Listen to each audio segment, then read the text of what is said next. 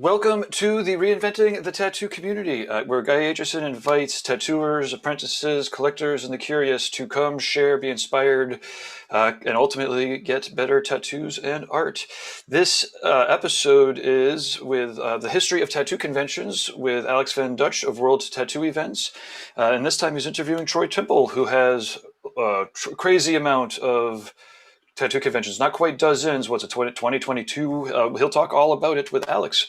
And it's going to be pretty interesting, and I'm very excited. I love conventions, and we're all missing them. So I don't know where you're beaming in from or watching this from, but if you want to find the latest event schedule and always get all the latest replays, then head over to either of the app stores and do a search for Reinventing the Tattoo and then give it a download.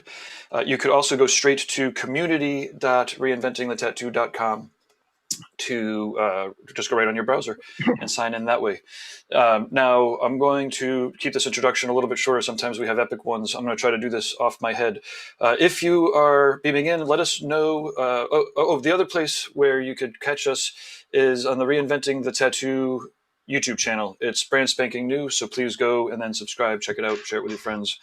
And so other upcoming events that we have on a regular basis are the Reinventing drawing groups, where artists are encouraged to zoom in and everyone's doing their tattoo homework together. We do these with Jason Lesser at 1 o'clock in the afternoon Eastern Time on Sundays, and with Jake Meeks of the Fireside Tattoo Network on Monday mornings.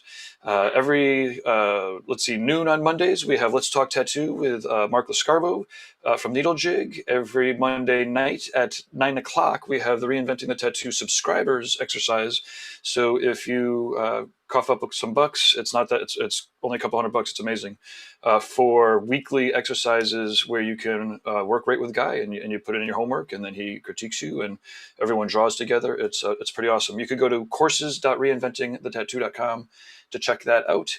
Let's see, Tattoo Collecting Podcast is every Thursday at noon. Again, all these times are Eastern, and they are always interviewing. Let's see, Fawn Baker and Jordan Rookus are interviewing tattoo collectors from all around, and it's pretty awesome. Every tattoo that they send in is great, and getting advice and stories from seasoned tattoo collectors is pretty awesome. Let's see, there are tons of other special events. Like I said, go to the events schedule in the Reinventing community, and you will find all the other upcoming things. Let's see, there's a drunk critique coming up. There's a art jam in Spanish.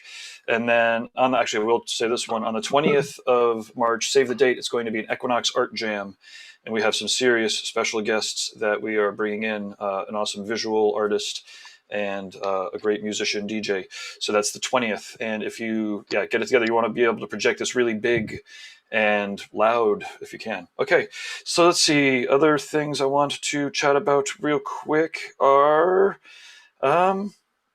our sponsors. inkjetstencils.com is helping us beam this out for free for people. And if you are a tattooer, then you can imagine saving your wrists and just printing out stencils straight from your iPad or printer. Check out their spot on the app for ways to get samples. You can get 5 sample stencils sent to you. You send them the files, they send you the samples. Then Loose Screw Tattoo in Richmond, Virginia, Jesse Smith's tattoo shop. Wicked Busy, so be able to tattoo awesome black and gray, awesome color.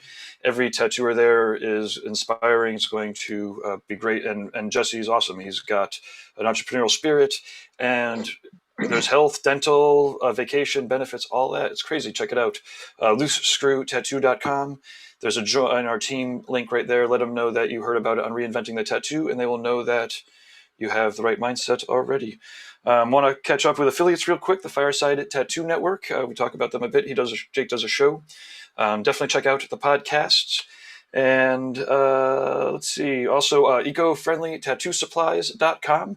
There's a couple links there. There's one that goes over to, I believe, True Tubes' set of eco-friendly stuff. They've got a couple paper products, a couple disposables that are more eco-friendly than most. Okay, so I think that, presuming this is all working in the right places, I am going to pop into the background and let Alex take over the show here. And anybody can feel free to comment in the background, and maybe at the end I could read off some of the comments. But thanks again. This is fun. I can't wait to hear what you guys have to say. Same here. Thank you, Gabe, for the introduction. So again, here we are today with the fifth episode of the History of Tattoo Conventions. And today I'm very excited because today we have Troy Timpel online, and I'm very excited about that because I've been looking up to you for a very long time, and I'm very happy to have you here today. First of all, welcome to the show today. And yeah, the first thing I want to ask you is like, how are you doing these days? Good, as good as we can be doing in the time of COVID. But you know, for living through an apocalypse, I guess it could be worse. By the way, I had a little brain freeze because I forgot. Troy is the grandmaster of the Villian Arts tattoo conventions, and he has the biggest tattoo show on the planet, as far as we know, the Philadelphia Tattoo Show, plus another 22 shows. So it's the biggest one in terms of the biggest convention and the biggest amount of conventions. Troy is also a tattoo artist, a tattoo supply, a painter, a prolific painter. Am I missing anything? What else do you do that we don't know? I do real estate on the side, but as well. Yeah, keep him busy. Troy, let's do a little bit of let's talk a little bit about your background. How did you get started into tattooing, and what period was it? Well, I started apprenticing in '92. I really say tattooing since '93. I went to art school and apprenticed while I was going to art school. Then came to Philadelphia a year and a half into tattooing to work for the legendary Philadelphia Eddie. Very early into my career, I was able to start traveling, going to tattoo conventions in '94, traveling the country with Eddie.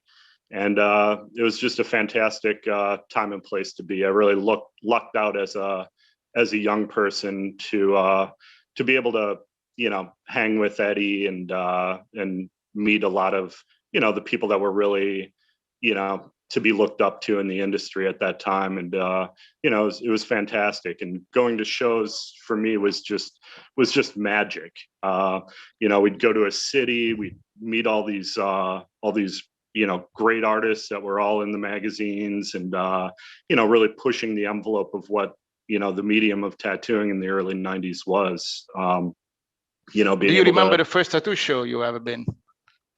The first tattoo show I ever went to was a little kind of biker-ish one back in La Crosse, Wisconsin, called Shades of Blue in '92, and it was before I came out to Philly to meet with Eddie.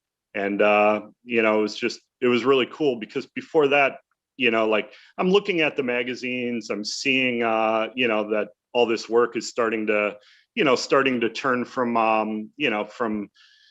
kind of simple, not really artistically inspired stuff into being real art. And I was always artistically talented, went to art camp in summer, I was going to art school to, kind of finding myself. And, I just said, what, this is what I want to be. This is where I want to be at, and I met the guys from Steve's Tattoo in Madison, Wisconsin, Steve Gold, who's now a real good friend of mine.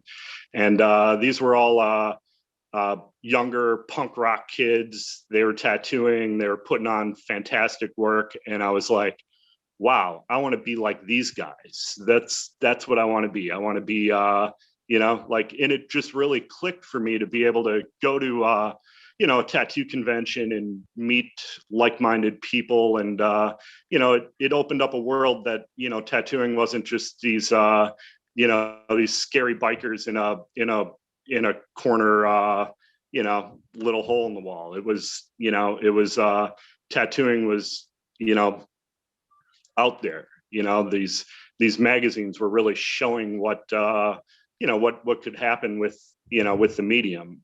Seeing early Guy Aitchison work, seeing Paul Booth Black and Gray, seeing the portraits that watching Jack Rudy and Brian Everett and Cap Sumsky and all these Bob Tyrell and all these like early people like smashing out photorealistic black and gray stuff and just smooth. At the time already. flawless. I remember going to a convention and sitting there for like an hour watching Carrie Barba do a color realism tattoo, so I could kind of learn a little bit more on how to do some of these techniques. Being able to meet these people and these artists and talk shop and talk. It really helped me as a young tattoo artist. Grow and learn, and going to the different From tattoo booths, conventions, seeing, you mean? from the tattoo conventions, and Yeah. being able to meet other artists and say, oh, have you tried this machine? Have you tried these needle configurations? Have you tried using like I remember when they started doing long tapers, when they started switching to bug pins, when they started doing textured needles, when they started doing, and as the pigment load, numbers went up on the pigments, and who had the ink with the highest pigment loads, which is still kind of a race. And just being able to do this, I think that the tattoo conventions really helped accelerate the medium of tattooing. It really helped accelerate where the exchange of information was happening with with artists to really develop tattooing as the medium. The magazines at that time were pushing it, and tattooing was starting to really explode and go into a whole different direction in the early 90s. And I was really happy to be traveling and be part of it. So, like in terms of tattoo conventions, in general for you, I'm trying to imagine like that time, like in you were already in Philly when you started doing those first tattoo conventions, or going to those first tattoo conventions. But what was the tattoo scene at the time there? Was it tattoos were already really popular at the time, or is it something that really happened like throughout the 90s or early 2000s? It's like, were you at the forefront of what was happening, or they were already quite consolidated? Because US has a longer history, for example, than Europe in terms of tattooing. It's in the early 90s, the magazines started really promoting different artists, different styles of tattooing, and it started happening real rapidly. And because of the tattoo magazines, and this is like pre-internet, basically. I mean, the internet was exactly kind of a thing, but not like it is now. So most of our exchange of information and styles was based on what the magazines were publishing. To see new photos, new things, and the public started getting more interested in tattooing as a medium because of because the quality was going up in what tattooing was as a medium, and it was being showcased through these magazines and through television documentaries, and it just started exploding in the early 90s. And a lot of that was due to really talented artists coming into the tattoo scene. People like Hardy that were putting out really nice quality books on the tattoo subject matter. Schiffer Publishing was early in on that. So all of it was starting to create a lot more impressions to a public. When I first started going to the tattoo conventions, they were mostly just small airport hotel kind of events. It was mostly tattooers getting tattooed by more famous tattooers. There was collectors that were coming to get it, and then a little bit of the public, but it wasn't really advertised as heavy to the public. It was more of as like it is now. as it is now. And the Philadelphia show, the first one was 50 booths, and out of that The first one list, by Eddie. yeah, the first one by Yeah. Eddie. And Yeah. I would say that artist list, at least a third, almost half of that artist list has passed away now. Wow. You know, And that's 20, only 24 years 22 ago. years 23. later. 1999 was the first Philly show. But I'd been going to the shows for, you know, since 93, you know, visiting a lot of them. You know, I think the biggest one back in the 90s was that Houston, Texas, Dave Yurku's second one in 96.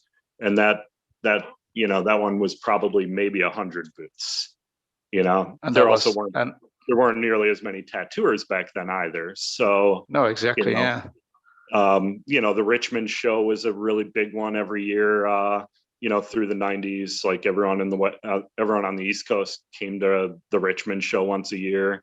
You know, Billy Easton, you know, promoted that one for quite a while. And then there was like National was doing one. The National, yeah. In different cities. So National would do you know, one a year, and they just kept changing cities to, you know, create a theme. So in the 90s, how growing up- many? Sorry, in the 90s, how many tattoo conventions you had in US, more or less, like regular conventions that you remember? regular Of? conventions in the 90s, I would say, I mean, Dennis Dwyer and JD Crow used to run one a year. There was a couple one-offs. National ran one a year. And then there was kind of a couple others, like, you know, Tramp was running Detroit pretty early back then. You know, there was a couple, but I'd say maybe there wasn't one a month. You know, No. Maybe every other month there was one somewhere in the country. So maybe if that. 5 to 10 a year or something. Yeah, 5 to 10 a year, probably back in the mid 90s to late 90s. You know, Like, I think toward the end of the 90s, or like they started, you know, rearing up a little bit more. You know, they're you know, a lot more shows started happening. It's incredible compared to the pre-COVID situation. I think in the US, you probably have in the 2018 or 19, probably 200 shows a year. Damn, is it that many already? Right. Yeah. Troy, a question. How did you get to know Eddie? And what was your relation with him in the early days? Well, fun story. So I was going to art school and apprenticing, and I was apprenticing under kind of a seedy biker shop, under a kind of a substance abusing meth head kind of biker guy, real crazy person. And it wasn't really working out so great for me there. And a coworker left, got picked up by Eddie. I remained friends with him, Elvis Bill. And he, you know, I said, hey, you know, if Eddie wants, you know, if Eddie's ever looking for someone, I'd love to get the hell out of this thing. And so I ended up leaving the apprenticeship. And then a couple months later, Eddie was looking for an artist. Elvis helped, you know, facilitate. So I FedExed my portfolio to Eddie overnight. He called me the next day, hired me, said I start working on Friday. And I said, Eddie, Wow. it's Wednesday. I'm in Milwaukee. And he said, ow, okay. I guess you can just start on Monday then. I gave you 2 extra days. Yeah, I was like, all right, cool. So I just packed up everything I cared about, loaded in a minivan, started work on Monday. And wow. Best thing I ever did. Eddie was fantastic. It was great being able to work under him. You know, meeting a lot of these artists that had been working for him since the 70s. You know, yeah, because he started himself in 52. Tattooing 52, right? Yeah, wow. Yeah, 1952.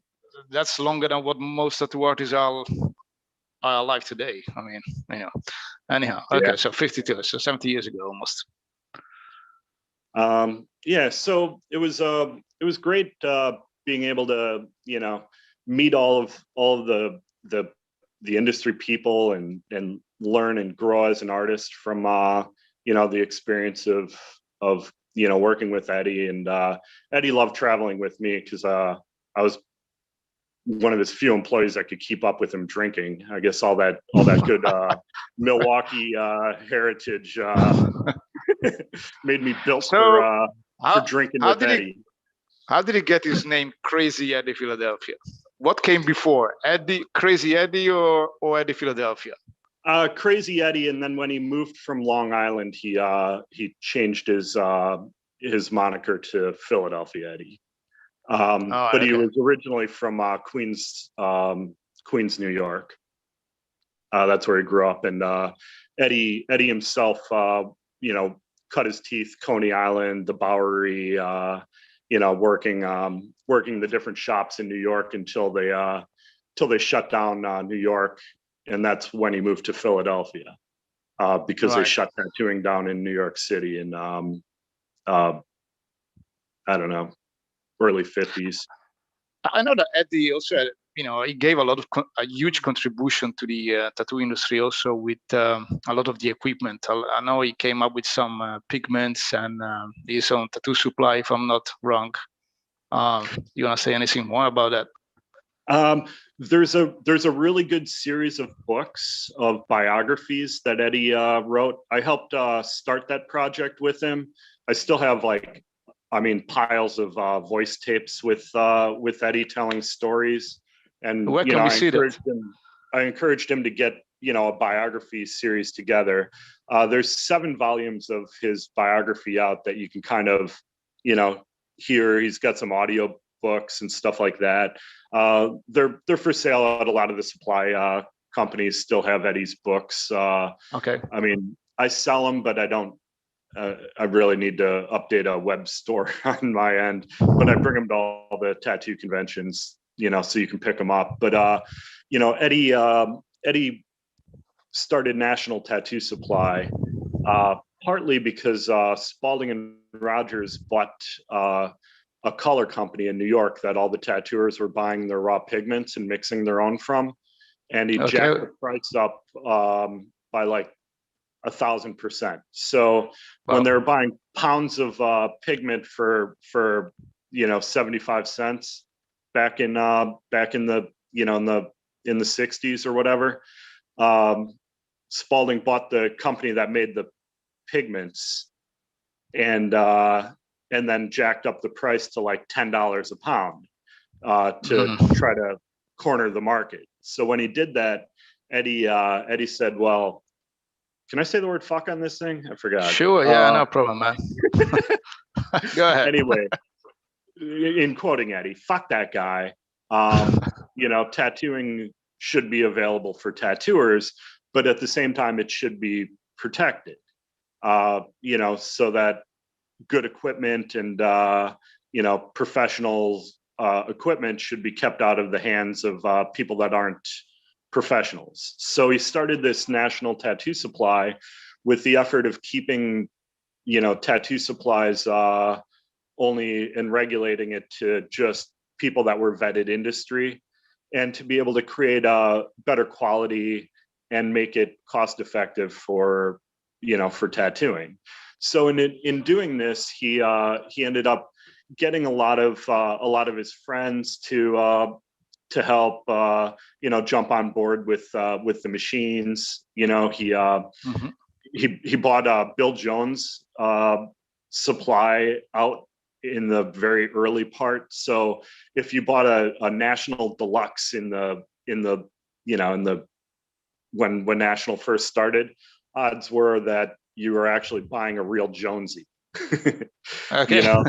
So it he was able to in starting the pigment thing, he hired and poached a chemist that worked for Revlon, and the chemists that work for Revlon kind of helped Eddie redo the pigment loads, the carriers, the everything that went into making ink.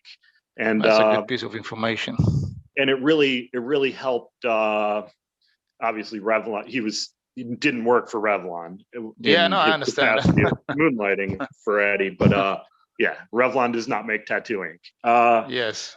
So he was able to really Eddie with National be able to really set a standard for tattoo equipment and really advance the manufacture and getting a lot of people together. And in doing all these shows, he was able to travel and create a meeting point for artists around the country to be able to get together, show what they're doing, see their supplies. And when there's good supplies, or somebody came out with a better power unit, like Eddie would pick it up, put it on the National line for sale, things like that, And so, is it also why you started the first show you ever did in Philadelphia? Does it play a role, this whole supply story? Eddie before that was doing shows with National, and then National was ran by Flo, which was Eddie's sister and her husband Don, and they had a family argument between Eddie and Flo, so it kind of broke down the dynamic of National at the time. So then Eddie started his own supply company called United, and they went on a bitter family, kind of feud between National and Eddie for years that ultimately was never sadly resolved. Although I do respect the people from National and the contributions that they helped give tattooing with with have you been to their conventions as well, to the national conventions?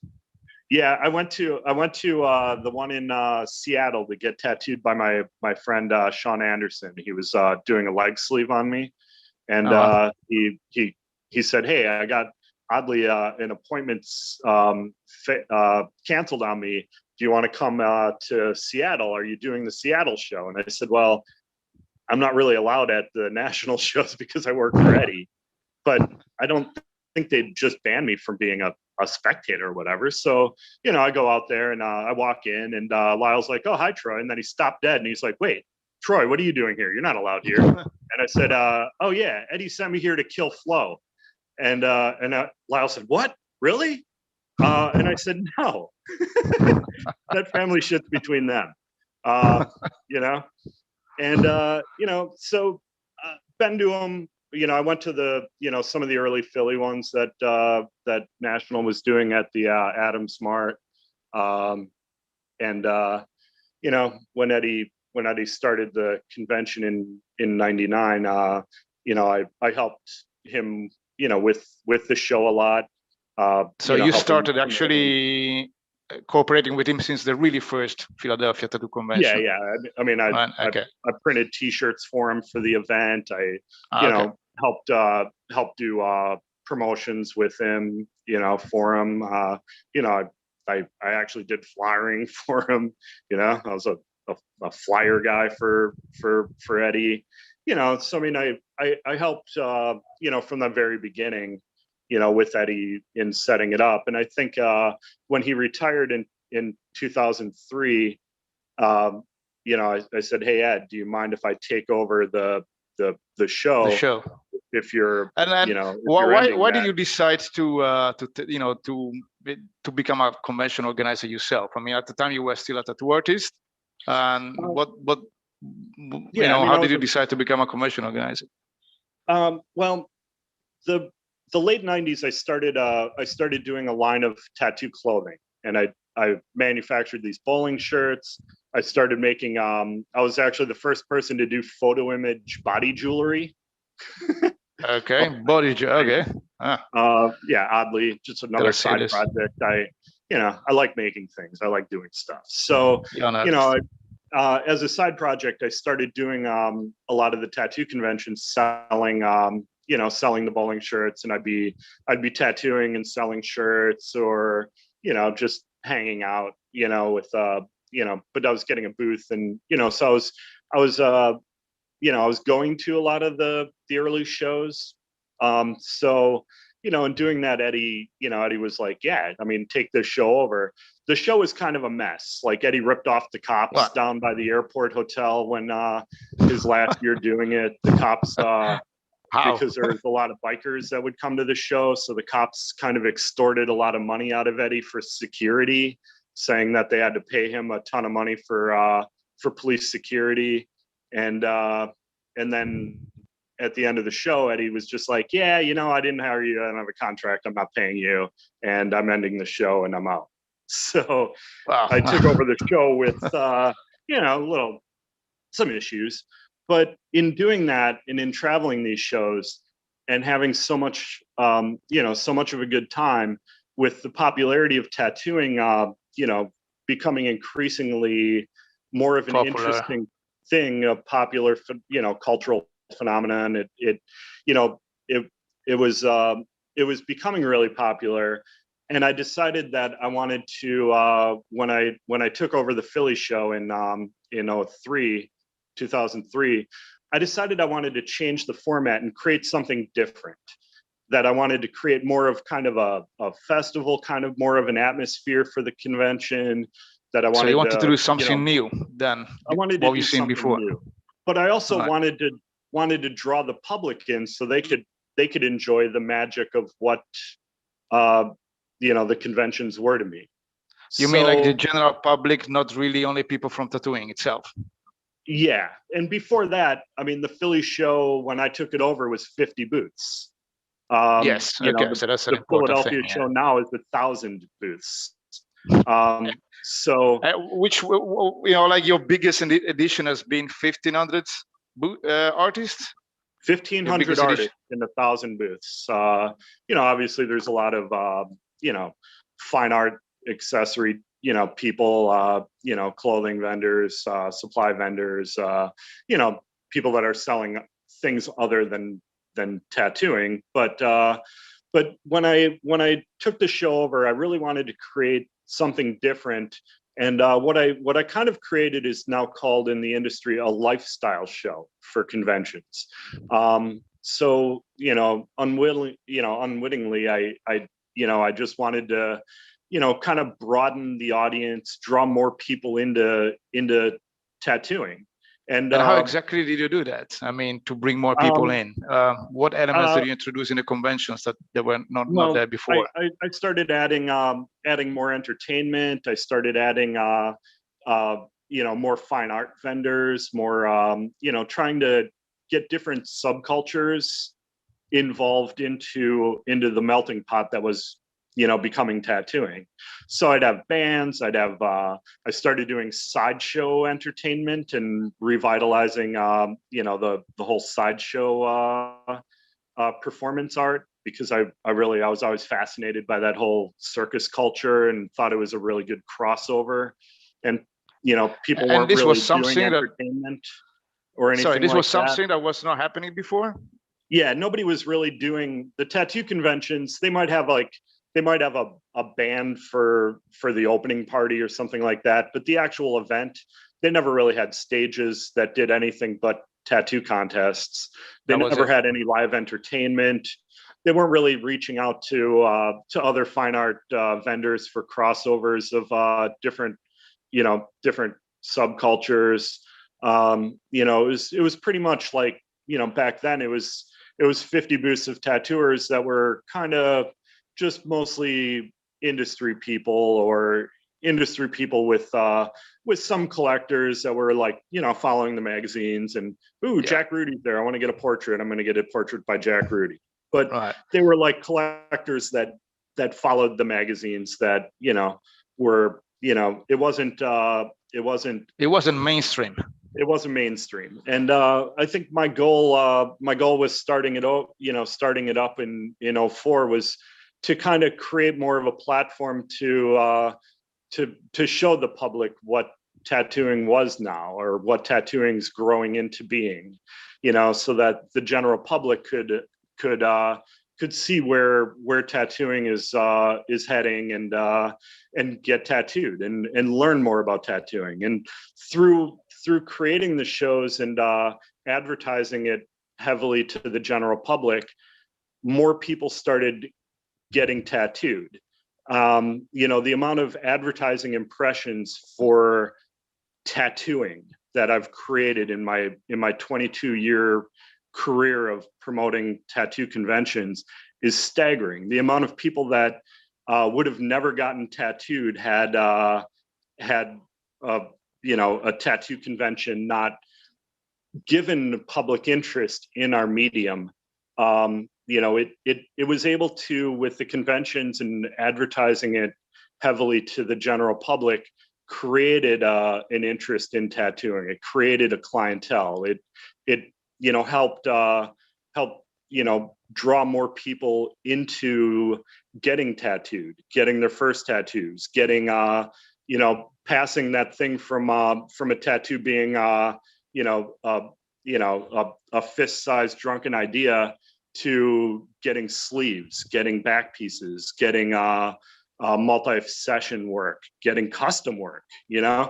Like tattooing wasn't just picking a corny cartoon off a wall and getting it done on a drunken Friday night. Tattooing was now art. And I really wanted to promote tattooing as art. And so really your first convention, was it successful in this perspective? I mean, after you did the first one, I roasted Eddie at the first my first convention. I put it in the biggest hotel down, in downtown Philadelphia, and I advertised it heavy with with radio. Newspapers used to be a thing. Millennials look it up on the internet. It's the internet era, so yeah. I mean, Facebook was not around at the time, right? Friendster wasn't around at the time. Well, MySpace was. Not in '99. Maybe not in '99. No, 2000 something. Yeah, 2003. I don't think it was even around. Maybe. But anyway, so I was able to double the size of the show. My first throw. I think maybe 100 booths. 100. You went to 100 booths, maybe. So it was a really big. My first one was one of the bigger tattoo conventions in the country that I was able to throw together, and I threw it together by really networking with people, trying to get people behind me to try to really make make the Philly show happen. And I spent a ton of money on advertising. I just really wanted to grow this thing into being a symbol of culture for tattooing. And I just kept growing it. But even physically, when you go to Philadelphia, it was always a heavy tattoo city. But after 20 years of having a convention and the amount of advertising that I do for the tri-state area, the amount of impressions that were created, from that long of having a show, I really think physically people in Philadelphia are more heavily tattooed than almost anywhere in the country now, in a large part to having a convention like that, and the amount of advertising and the amount of people coming, the talent that has graced my show floor that I was lucky enough to have participate in my events, and it really created a lot more interest to the public. And from Philadelphia, you decided then to branch out into another city. And how long after was it? 2005. My mom was starting to say, "Why don't you come to Milwaukee? Why don't you come home and visit us more often?" And I was like, yeah. So, I said, you know what? I'll throw a show in Milwaukee. That way I can come visit you. So That was the reason. yeah, gotta take care of mom, gotta see mom. So yeah, I started 2005 Milwaukee, 2006 I did or 2007 I did Chicago. 2007 I did Baltimore. And Chicago was nothing there before that? No, nothing there in Baltimore. The APT had ran a show there, and there was a DC show that Tramp and those guys did, but they only did it for a couple of years, and it kind of fizzled out for them. And so then I started running one in Baltimore because I had a friend that lived there, and I just, I'd go to Baltimore on weekend trips every now and then, and I just liked the city. I liked it was a cool cool East Coast port town, and I just like Baltimore. So I decided that there was a good opportunity for me to to do that, and then Minneapolis, and then I just kind of started branching them out, more and more, adding a show. I'd add a show once a year. I'd add another city about once a year. And so now you have I'd, what, add, 22 shows? A little bit more. Regular now shows? After 22 years.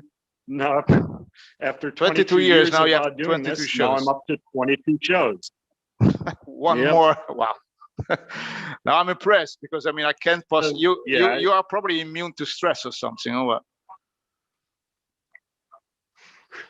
I don't know about immune, maybe desensitized. All right. But it's also, I got a good staff, and I got a lot of people that help me, and a lot of, I'm obviously not doing villain arts on my own. I got it's a whole office. I have dedicated people that live kind of on the road with me for doing the tour, and it's become a tour. I mean, 22 weeks a year, we're living out of a suitcase. We're seeing new cities. We're meeting new people, and it's fantastic. Like going to a city like Kansas City has fantastic museums. So I'm able to go to visit, see museums that I wouldn't otherwise be able to see. Enjoy culture and food. The barbecue is fantastic in Kansas City. And little things that you otherwise wouldn't be able to do, like going to Atlanta and experiencing the horror of the Claremont Lounge in person. It's there's a lot in of every city really you have something that leads you there of culture in different cities. Yes. What do you What's think that? is the secret? What do you think is the secret of the success of your shows? Meaning that you can keep growing and you can keep branching out, and despite the fact that in the US there are so many other shows, it looks like Villain Arts is getting bigger and bigger. What's your secret weapon?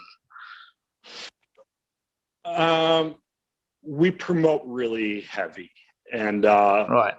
I run a lot thinner profit margin than most people would probably think, because I'd rather invest into growing a city, growing a clientele, growing the business. So I spend a lot on advertising.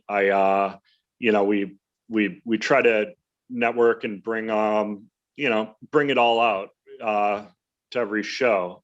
So it's not any one particular thing that would be oh yeah, you just do blah blah blah and you're just fantastically. No, of course, it's a combination of things. It's a lot of hard work. It's thousands and thousands of hours of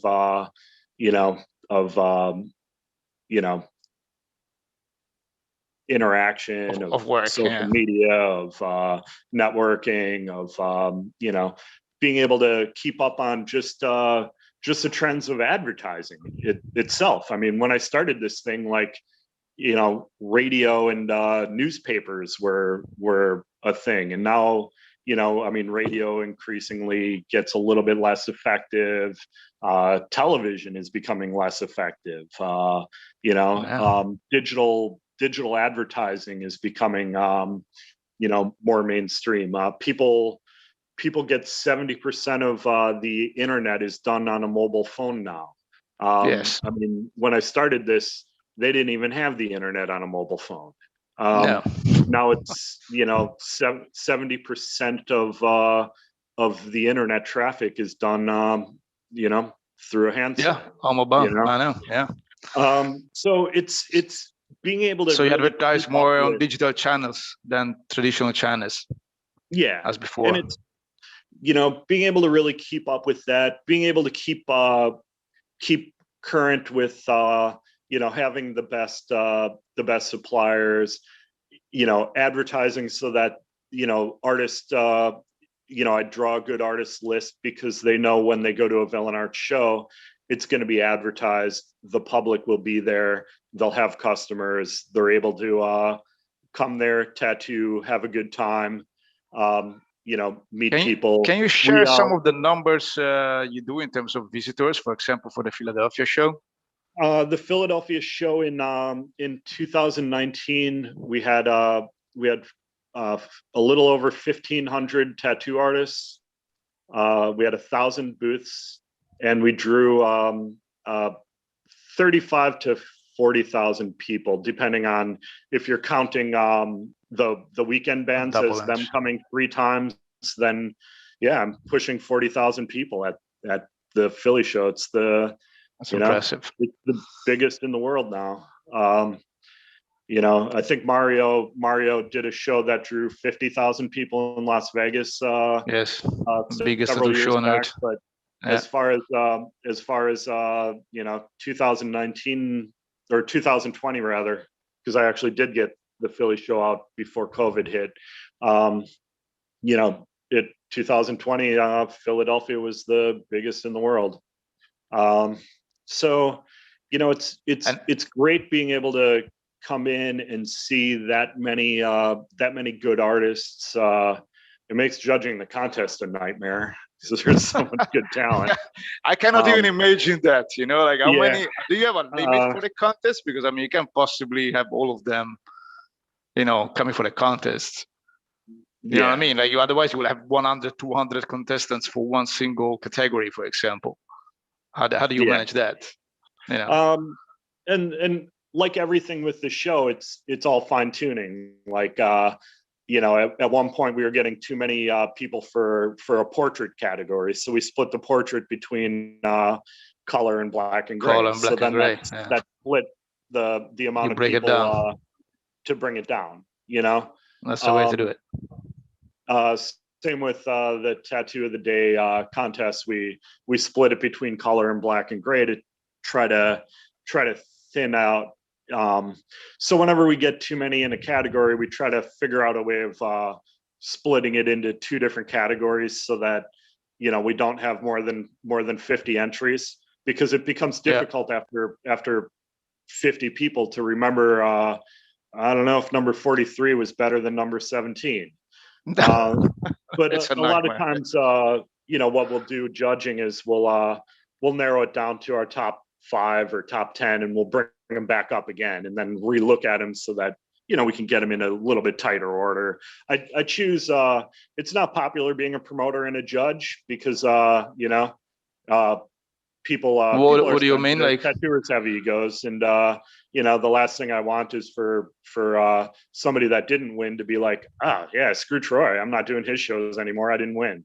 But in spite of that, I choose to try to judge myself because I feel like I have a good eye at it, and I don't care who wins. The best tattoo is going to win that I can judge. So I try to keep it fair, and nobody ever is being a judge is definitely a thankless task. And it's tough. So, I try to, we try to do our best with every aspect of our shows, and we try to, use it to learn and grow and expand and do it better every year. And I think doing that, and for as long as we've been at this thing, have really given us a lot to making our shows successful and making our shows popular with the public, being able to create something that the public wants to experience, because ultimately they're the customer too. The Yes, of tattooers course, yeah. are my vendor customer. The public is my patron customer, Of course. and I have to please both of them to the best of my ability, and make it enjoyable and a good experience for everyone. And I think we do that, and we try to just learn from every year from everything we do, and try From to your experience. experience and So, do it a little better. Troy, by the way, this during 2020, you had to stop some of your shows because of the pandemic. I mean, I just want to have like a few minutes to talk about what's going on now. And but I know that in a month you will have another show coming up in Atlanta, and you are one of the very few organizers putting up a show, especially in the US. How exactly are you dealing with this in terms of organization to do a show during a pandemic? Because unfortunately, it's still not finished. What measures are you taking to make it happen? We're the Atlanta show. We cut the amount of booths down. We had 300 some last year. We're at 200 this year. We made the booths bigger into 10 by 12 so that we can have a little bit better social distancing. We're doing 8-foot drape walls instead of having the 3-foot drape walls that separate booths. We're doing more like cubes, so that it minimizes the contact from booth to booth for the public. The hallways are 12 feet wide instead of 10 feet wide, so that it creates more usable public space, so it's not as dense, so that people are able to come to the event and experience it with better social distancing, temperature checks when they come in. Everyone has to wear a mask, obviously. Yeah, of course. And line queues that are there. The food is the food and bars are upstairs, so they're not on the show floor. So it's that was designed so that people leave their masks on. Better. Otherwise people are just walking around with a beer in their hand and no mask on. Yes. So we're kind of controlling a lot of the variables to make it as safe as we can. And at some point, we were kind of hesitant on moving forward. We moved forward with Atlanta, but everything else we pushed back to May.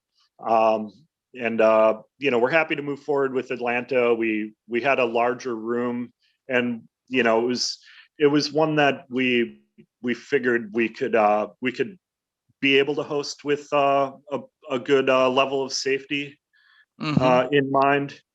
But you're able to do the show in Atlanta also because, I mean, events are not banned in the States. Events aren't banned in Atlanta. Right. And Atlanta's, the state of Georgia's been a little bit more free with restrictions than a lot of the other U.S. states. Right. So it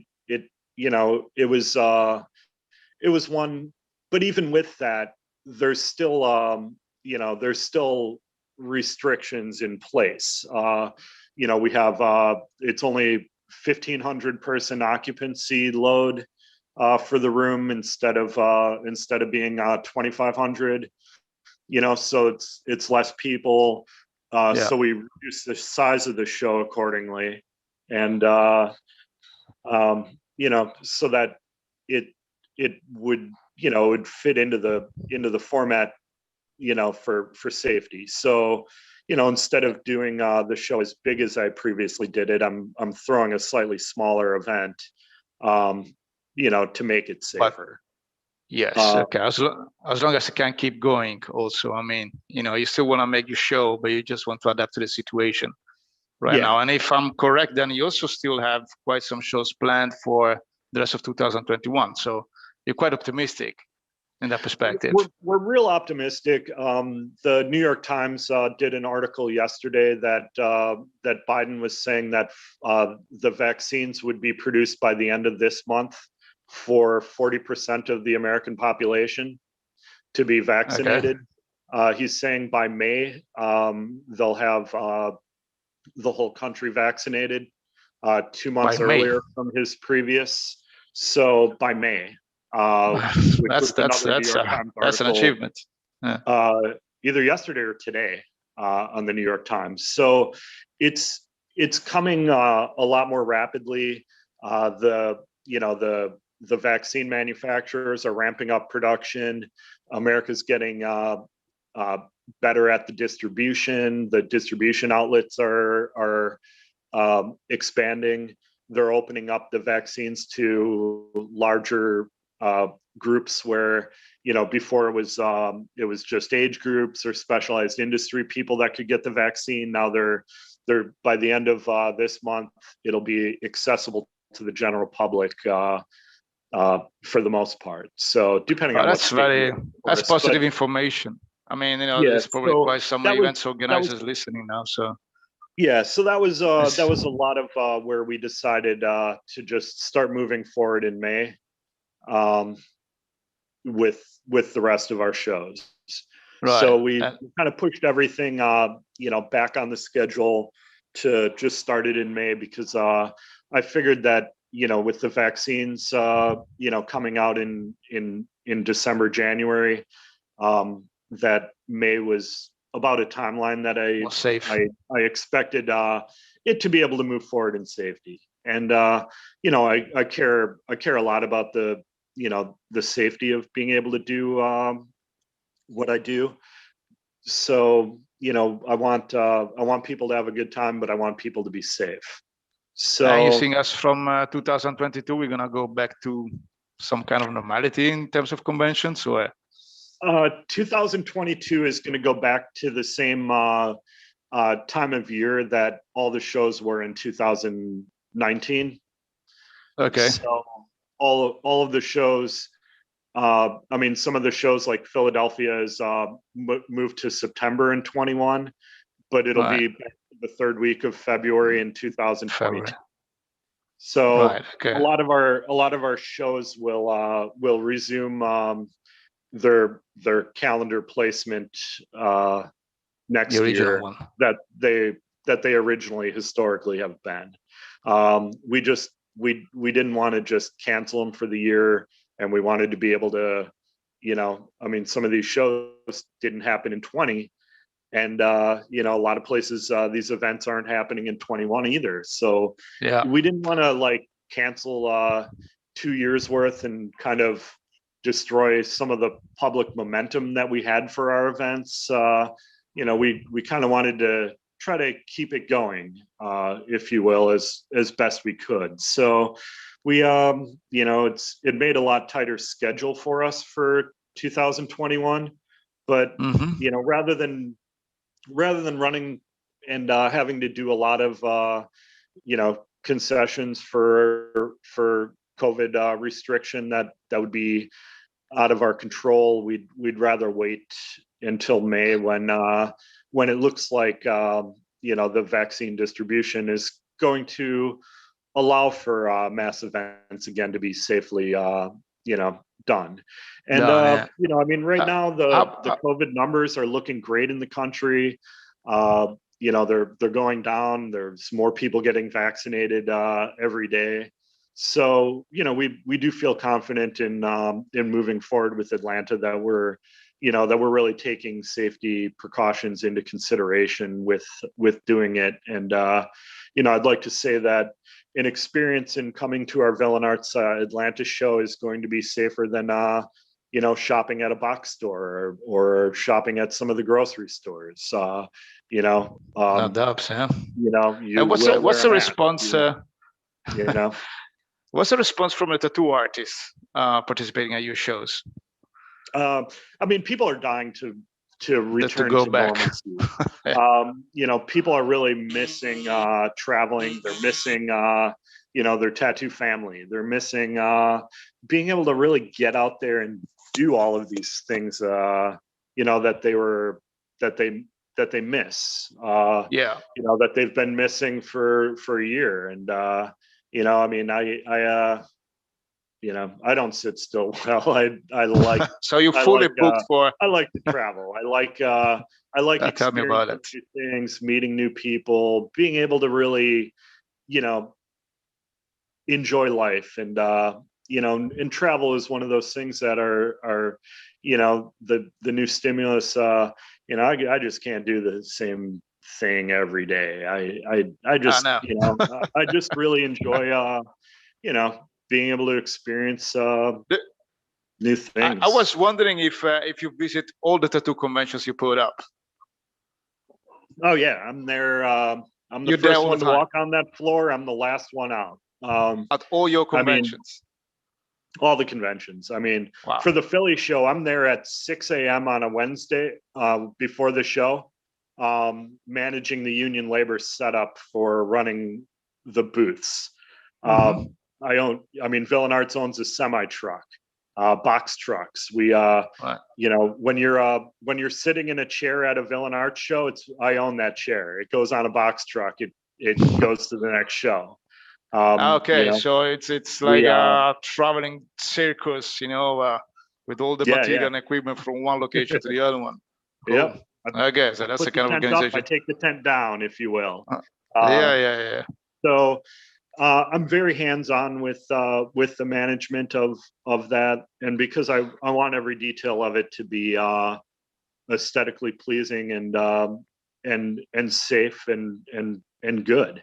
So a lot of what we do is fine-tune from that, and that adds a lot to our shows, knowing that we have non-porous chairs that we can spray down stacked with maticide, that we can keep our stuff clean, that our equipment that I use vinyl table coverings on the tattoo tables to protect cross-contamination between my equipment from show to show, that we're able to keep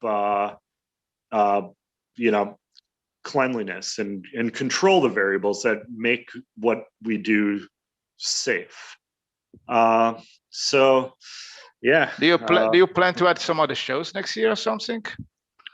I don't know. 22 is kind of making me tired. You gotta add one or more too. Yeah, I don't know. I've historically added a show a year. I don't see us adding a show in 22. Maybe if I see a city that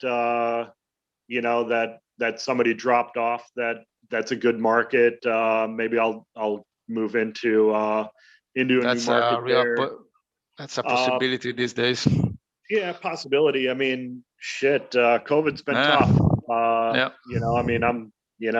We haven't worked for a year, for the Villain Arts.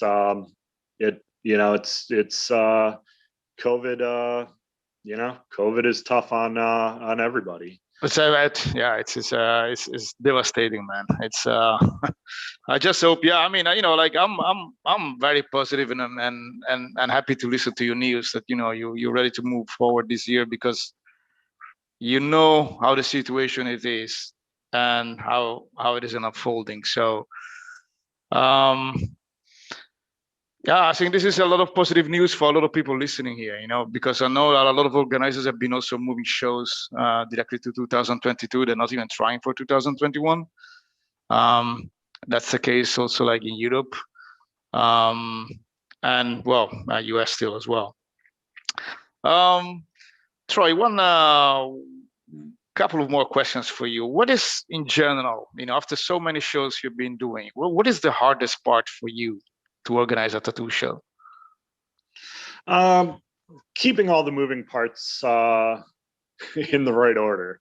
It's a lot of moving parts. It's a lot of little variables, and over the years, I try to streamline what we do in a way that the best way to have a lot of moving parts, which historically, the more moving parts you have, the more something's going to break. Just being able to control all the variables in-house of what we do, puts us in control that things are going to break less, that we're able to, keep a good momentum. And it's tough to do. It's a tough job.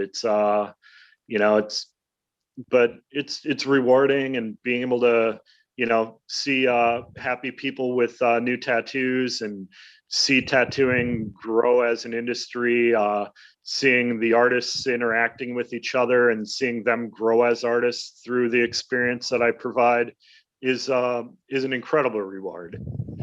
Yeah, I was going to ask you, like, what's the biggest reward for organizing a convention? But you already did that. One more thing. I saw a video a while ago where you are bringing Eddie Philadelphia you did bring him to your last Philadelphia convention in a jar, his ashes. What's the story behind that? Because I found it very fascinating, to be honest.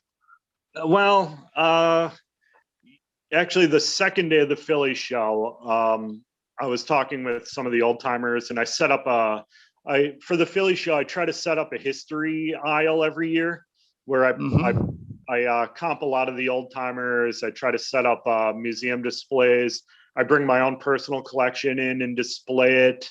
I try to, get a lot of people that have, good tattoo history collections to be able to bring their stuff so that we can educate the public on where tattooing came from, and promoting tattoo's history. So you have private collectors coming over to your show. Do they really need to rent a booth or something? Or you just give them some space or something? Just curiosity, it's. I mean, I try to just, I mean, it's not like an open invite, like, hey, Troy, I'll give you a free booth if you say you have blah, blah, blah. Kind of don't work that way. That's why, Worked that way for my buddy Gideon from Amsterdam. Right. He came, brought a bunch of stuff. Great guy. Yeah, he has a huge collection. Yeah, he's got a great collection. He brought like 100 machines or so last year. It was fantastic seeing a lot of the European stuff that we're not used to seeing in America. Like, we're used to seeing a lot of, the Zeiss and the Jonesies and the Charlie Wagners and the a lot of the American stuff. But seeing seeing a lot of the early Europe stuff was real cool. Dano 1 year for the Philly show brought an Edison pen, and nice. Wow. like seeing a working piece of equipment that was probably like, how old was it? And I'm like, oh my God, I'm holding something that Thomas Edison had in his hand. Wow. That's awesome. That's real history. That's really cool. So but getting back, I decided to bring Eddie's urn to allow some of his real good friends to say hi to him, and that that Eddie was able to kind of join us in spirit, if you will, at the show. And it was nice to be able to bring Eddie's urn there. He lives in Eddie's urn lives in a bunch of trophy cases that I have full of old machines and historical items, and kind of Eddie feels I'm hoping that Eddie feels at home where he's at. Yeah. Although it will always be with you. Eddie is the person, as far as I understand, which had the biggest impact on you within your tattoo world. Right. Did you have any other people like in that you did really admire or look up to, when you started tattooing, other than I Eddie? mean, I said earlier the Steve's Tattoo and Steve Gold and that crew, like, seeing a lot of people that were, I'm 48 now, but seeing, people that were in my age group that, grew up punk rock and skateboarding in the 80s, that were kind of, coming from my same background. Todd Schwartz was taught by them. And out of everyone else that really taught me technique and how to tattoo, I'd credit Big T more than the person that originally apprenticed me, who was kind of had a lot of substance abuse issues, and it wasn't a real great environment for me. And T kind of, who was taught by Steve Gold, took me under his wing a little bit more. He ended up doing about 10 years working in Philly, with me. He passed away a couple years ago. But I was lucky enough traveling and doing the conventions to learn a lot from a lot of people, and get tattooed by a lot of people that I really respected, and watch the technique of what they were doing, and be able to ask them questions that they'd answer, because I'm in the industry. I got a leg sleeve from Sean Anderson, who I really like. I recently became a board member of the APT, the Alliance of Professional Tattooers. And Sean sponsored me into being a board member there. And tattooing is facing a lot of obstacles today. Yes. The EU had just banned pigments. Well, we know. And it's a big problem. A huge thing, and I'm sure that's a different subject for a different Zoom meeting. But we plan to do that, actually. There's a lot of things facing tattooing, for as big and popular as the medium has gotten. There's it became too big. Pluses and minuses to it. Yeah.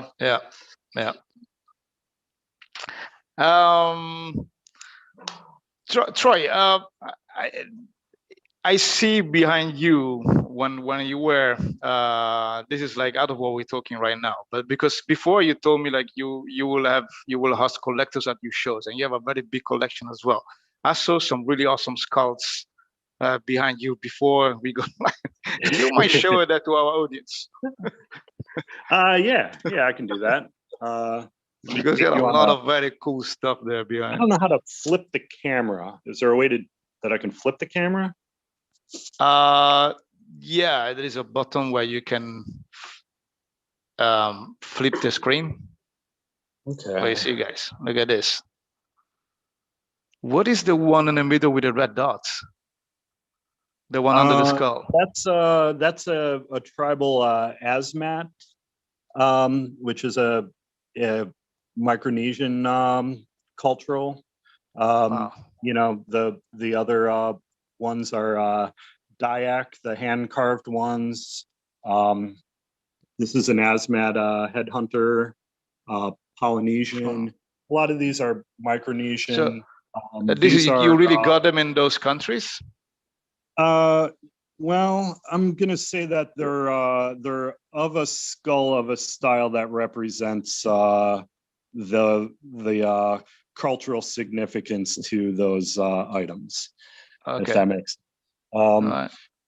These are South American elongated skulls. Yeah, I saw that on a documentary. You have of me in they say Peru.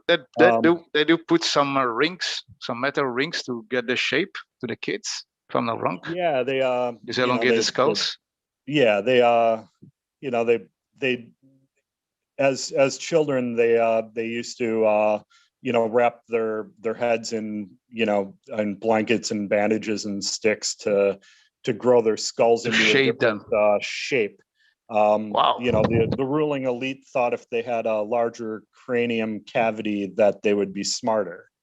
And you have them in your collection. I mean, it must be like very rare though. Yeah, all these things are very rare. A lot of Tibetan, a Body Worlds exhibit piece. Look at this.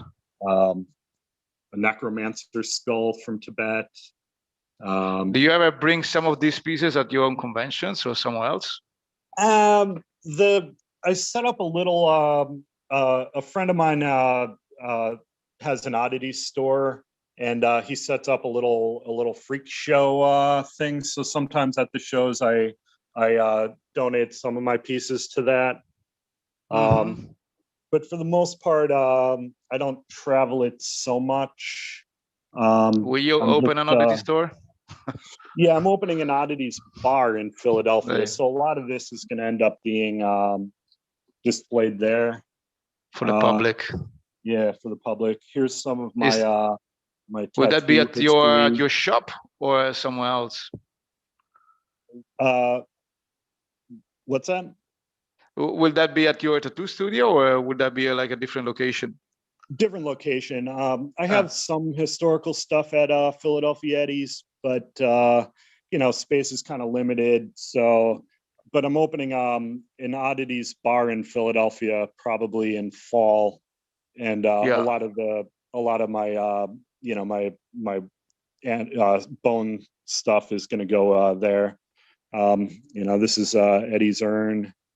This is Eddie Urn. Oh wow, there you go. All right, so he's always there with you. This is so basically you keep Eddie in your home. Yeah. Wow. That's incredible. Yeah. So. Is that the only tattoo artist you have now in an urn? Or? Yeah, out of all the dead things I collect, Eddie's the only tattooer that I have. But yeah, so there's there's some stuff. There's quite a lot to see. Please share your address once you open. Whoa. Damn twins. Whoa. Where do you get this stuff from? Well, this is a price point. If you buy a two-headed baby, you get the extra head for free. Wow. Yeah, you should definitely open something. This is not something that you see every day. I don't think I've ever seen twins like this. Unborn twins. So there's, two-headed taxidermies and as well. Wow. So there's a lot of stuff. Damn, you're like a hardcore collector, man. Yeah. Everyone needs a hobby, I guess. Among other things. Incredible. Thank you for showing it. I really hope you will share your address once you open it. And if I come to Philadelphia, I'll definitely pop over. Yeah. Troy, is there anything else you want to add to our audience? Just check out our conventions on villainarts.com. Give us a like on our YouTube channel and check out a lot of the videos that are done by John Tuzon, who is our videographer. There's a lot of really great videos that are up on the YouTube channel for Villain Arts. Give us a follow on our Instagram and Facebooks. Really come out to check out the shows. I mean, we're from we're all the way from Philadelphia to Portland, Oregon to up to Minneapolis down to Tampa. At this point, there's have convention will travel coming to a city near you. But Villain Arts will be everywhere. Yeah. I don't know, man. 22 shows a year. I'm my wings are getting tired. Yeah, I know. I believe that. But check us out on Villain Arts. Check out the shows, and if you're interested in a booth, we don't have downloadable applications. You have to email us, and then we vet you because we want to ensure that everyone that does our show is of a certain quality and a professional licensed artist. before they can get a booth with us. So there's kind of a little bit of a process to get a booth with Villain Arts, but if you email us, include who you are, where you work, what your social media is, so we can kind of review, and then and then you're in. Very important information. So, for more information. But check out the villainarts.com. Check out our travel schedule, and hopefully you can come see us down the road, on the road. In 2021 and 22. 2021. Troy, it has been a real pleasure to listen to your really interesting stories. I have the feeling that we could keep going for another 2 or 3 hours, because you really have a lot to say, and I'm a little bit frustrated because I think we only scratch the surface with everything you experience and everything you have to tell to other people about tattooing and history of tattooing. Maybe we'll do another episode. I don't know, but this is it for now, guys. For more tattoo conventions, please always visit worldtattooevents.com as well.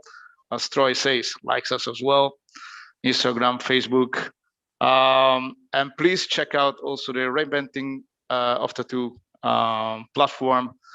There is a ton of very valuable material for all tattoo artists and anyone interested in tattooing. And Gabe, I think you can do the last word. Okay, well, hey, thank you very much. It's time to smile and wave at the camera. So when I click stop, it's all